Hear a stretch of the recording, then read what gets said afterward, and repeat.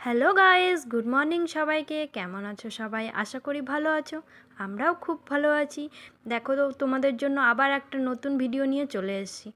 কেউ ভিডিওটা স্কিপ করো না আর পুরোটা দেখতে থাকো। দেখো, আমি সকালে উঠেই আগে বিছানাটা গোছ করে নিচ্ছিলাম। ছেলে চলে গেছে স্কুলে আর আমার বরমশাই চলে এসেছে কাজে থেকে।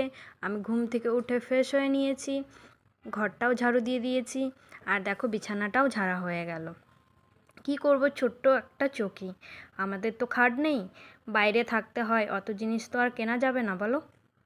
আর এদিকে দেখো, আমি আগে মেশিনটা লাগিয়ে নিচ্ছিলাম, কারণ কাপড় জামা না ধুয়ে দিলে লাইটটা আবার চলে যাবে, তখন খুব মুশকিল হয়ে যাবে। কাপড় জামা অনেক জমে গেছে, আর এখানে খুব লাইটের প্রবলেম, গরম পড়তে না পড়তে লাইটের প্রবলেম শুরু হয়ে যায়। তো আমি আগে মেশিনটাই লাগিয়ে দিচ্ছিলাম, তারপরে অন্যান্য কাজগুলো করব। তো সব জামা কাপড় দিয়ে দিলাম, আর এইখানে পাইপটা লাগিয়ে দিলাম, জল দিচ্ছিলাম। এখন এর মধ্যে দিয়ে দেবো সার্ফ। বসে থেকে আমি কাপড় ধুতে পারি না, এখনও পায়ের ব্যথাটা ঠিক হয়নি পুরোপুরিভাবে। তোমরা জানোই আমার কিছুদিন আগে পাটা ভেঙে গেছিলো। তো এখন ঠিক আছি, চলতে পারছি, কিন্তু বসে থেকে কাপড় ধোয়ার ক্ষমতা এখনও হয়নি। আর এদিকে দেখো, ছেলের জামা, কালকে সাদা ড্রেস ছিল ওর স্কুলের। তো দেখো, ড্রেসটা পরে গেছিলো, ঘন্টার স্কুলে ছিল, 2 থেকে 3 ঘন্টা। আর দেখো ড্রেসটার অবস্থা কি করেছে, একদম কালো করে ফেলেছে। বাচ্চাদের কেন যে সাদা ড্রেস স্কুল থেকে দেয় আমি এটাই বুঝতে পারি না। এদিকে দেখো, আমি চলে এসেছিলাম সকালকার জলখাবারের দিকে। তো সকালকার জলখাবারে আজকে আমার ছিল কফি, আমি কফি বানিয়ে নিচ্ছিলাম। আমার কফি খেতে খুব ভালো লাগে। কার কার খেতে কফি ভালো লাগে কমেন্ট করে জানাবে অবশ্যই। আর তোমরা সকালে জলখাবারে কী খাও এটাও কমেন্ট করবে। কফি আর ব্রেড সেঁকে নিচ্ছিলাম। তো সকালে আমি একটু বেশি করে না খেলে আবার চলতে পারবো না, কারণ আমাকে ওষুধ খেতে হয়, অনেক ওষুধ খেতে হয়। এইখানে দেখো, কফি আর ব্রেড নিয়ে বসে পড়েছি। আমার খুব ভালো লাগে কফি আর ব্রেড খেতে, কার কার ভালো লাগে আমাদের জানাবে অবশ্যই।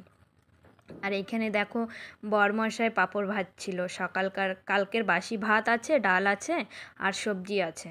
তো ও ভাবছিল একটু পাঁপড় ভেজে খাবে। তো আমাদের বাড়িতে ডাল হলে পাঁপড় থাকবেই।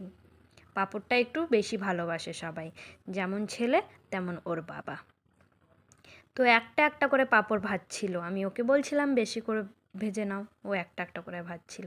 আর এই দেখে দেখো, আমি বলছিলাম থালায় ভাত নিয়ে নাও, না, ও ডালের বাটিতে ভাত নিয়ে বসে গেছে। আর কাঁচা লঙ্কা ওর সঙ্গে তো থাকবেই, ডাল, পাঁপড় ভাজা, কাঁচা লঙ্কা, ওর তো মজা এসে গেল।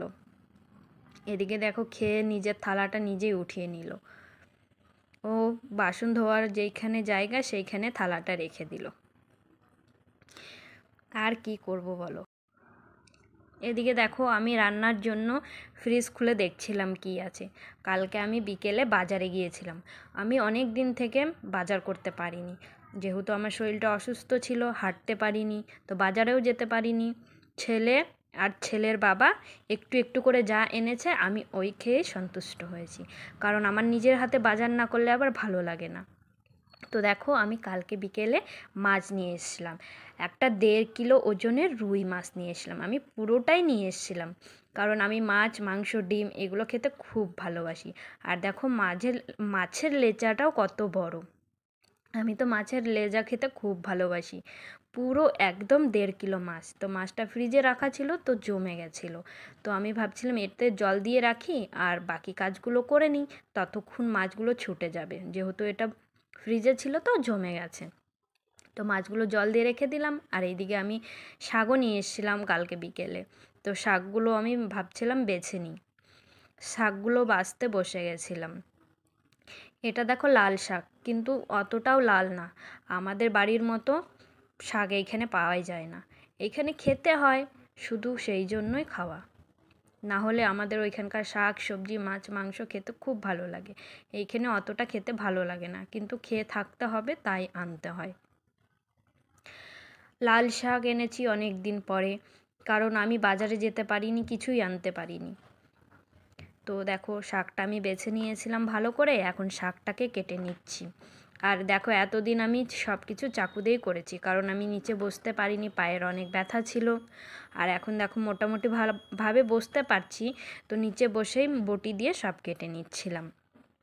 শাকগুলো এইভাবে কুচি কুচি করে কেটে নিচ্ছিলাম, বেছে নিয়ে কেটে নিলাম। তারপরে আমি শাকগুলোকে ভালো করে ধুয়ে নেব। তো দেখো এইদিকে আমার শাক কাটাও হয়ে গেল। বটি দিয়ে কাটতে তাড়াতাড়ি হয়ে যায়, চাকু দিয়ে কাটলে এত তাড়াতাড়ি হয় না। নিচেও অনেকটা শাক পড়ে গেছিলো, ওটাও তুলে নিলাম। আর এদিকে দেখো মাছের ঝোল করব, তো তাই আমি বেগুনটাকে কেটে নিচ্ছিলাম। বেগুনটা এনেছিলাম কালকেই। তো দেখো বেগুনটা এত সুন্দর, বিচি নেই, এর ভেতরে একটাও বিচি নেই। আর দেখো আমি এখানে আলু কেটে নিচ্ছিলাম। আলু আর বেগুন দিয়ে মাছের ঝোল করব, আর শাক ভাজা করব। আজকে আর বেশি কিছু করব না। তো আলুগুলোও এইভাবে লম্বা লম্বা করে কেটে নিচ্ছিলাম। আমি আলু আর বেগুন দিয়ে রুই মাছের ঝোল করব। তোমরা কি দিয়ে ঝোল করো মাছের আমাকে কমেন্ট করে জানাবে কিন্তু। তো মাছগুলো আমি খুব ভালো করে ধুয়ে নিলাম। আর মাছগুলো সবটা তো বানাবো না, যেহেতু এইখানে 1.5 কিলো মাছ আছে। আমরা বাড়িতে দুজনই আর একটা বাচ্চা, কত খাবো বলো? তো মাছটা আমাকে 2 দিন 3 দিনে খেতে হবে। তো আমি মাছটা অর্ধেকটা রেখে দিচ্ছিলাম, আর যে কটা বানাবো ওই কটা বের করে নিচ্ছিলাম, আর বাকিটা রেখে দিচ্ছিলাম।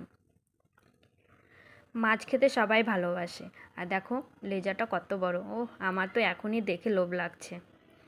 আমি তো মাছের লেজা খেতে খুব ভালোবাসি। তো মাছটাকে আমি হলুদ নুন দিয়ে মেখে রাখছিলাম। হলুদ আর নুন দিয়ে মাছটাকে ভালো করে এখন মেখে রাখবো। তারপরে আমি যাব অন্য কাজ করতে। দেখো হাত দিয়ে কীভাবে মাখছিলাম।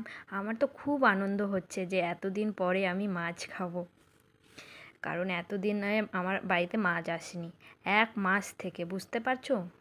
যেহেতু আমি মাংস ছাড়া ভাত খাই না, সে মানুষ আমি 1 মাস মাছ খাইনি।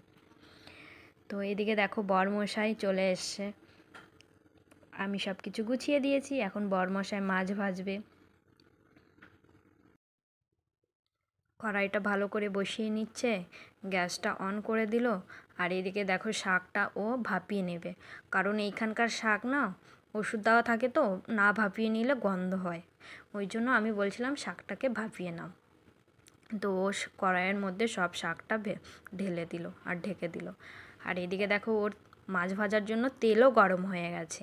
তো কড়াইয়ের মধ্যে থেকে ধোঁয়া বেরোচ্ছিল, তো একটা একটা করে মাছগুলো দিয়ে দিচ্ছিল কড়াইয়ের মধ্যে।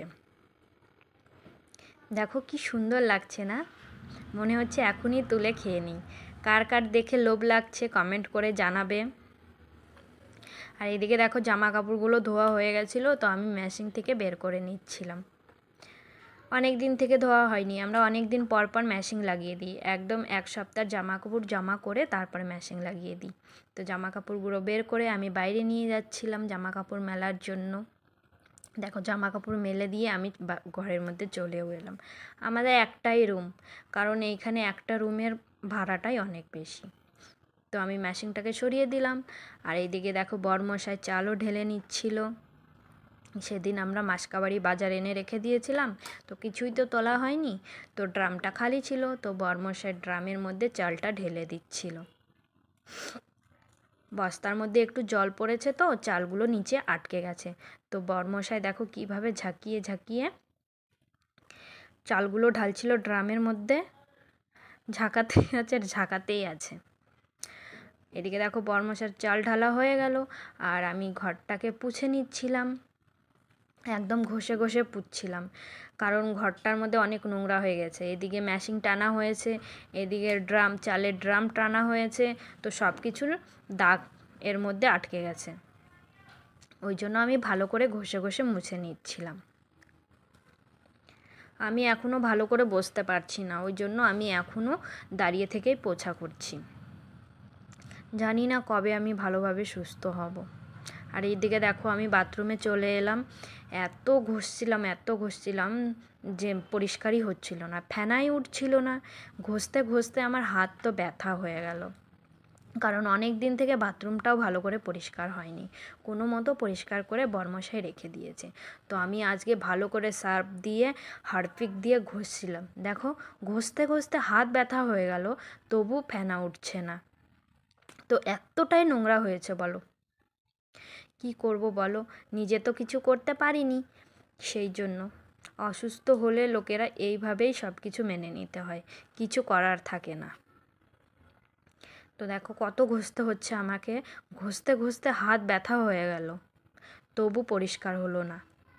যেটুকু হয়েছে ওইটুকুই করে নিলাম আজকের মতো, আবার অন্য দিন করব। তো ওইদিকে দেখো আমি স্নান করে চলেও এলাম। আজকে মাথায় শ্যাম্পু দেইনি, শুধু স্নান করেছি। আর এদিকে দেখো স্নান করে রেডি হয়ে আমি রান্নার দিকটা চলে এলাম। এদিকে দেখো বরমশাই ভাত বসিয়ে দিয়েছে, এদিকে শাকটাও বয়েল করে রেখে দিয়েছে। আমি এখন শুধু মাছের ঝোল করব। দেখো বরমশাই মাছটাও ভেজে রেখে দিয়েছে, আলু বেগুন সব ভেজে রেখে দিয়েছে, বরমশাই সব কিছু রেডি করে দিয়েছে, আমি শুধু এখন মাছের ঝোলটা করব। তো এখন দেখো আমার রান্নাটাও হয়ে গেল, মাছের ঝোলটা ফুটছে দেখো। দেখতে ভালো লাগছে তো? তাহলে অবশ্যই লাইক কমেন্ট শেয়ার করবে। আর দেখো এদিকে আমার সব কিছু রান্নাবাড়ি কমপ্লিট হয়ে গেল, মাছের ঝোলটাও নামিয়ে নিয়েছি। দেখতে ভালো লাগছে তো? খেতেও অনেক টেস্টি হবে। বরমশাই তো আজকে খুব মজা করে খাবে।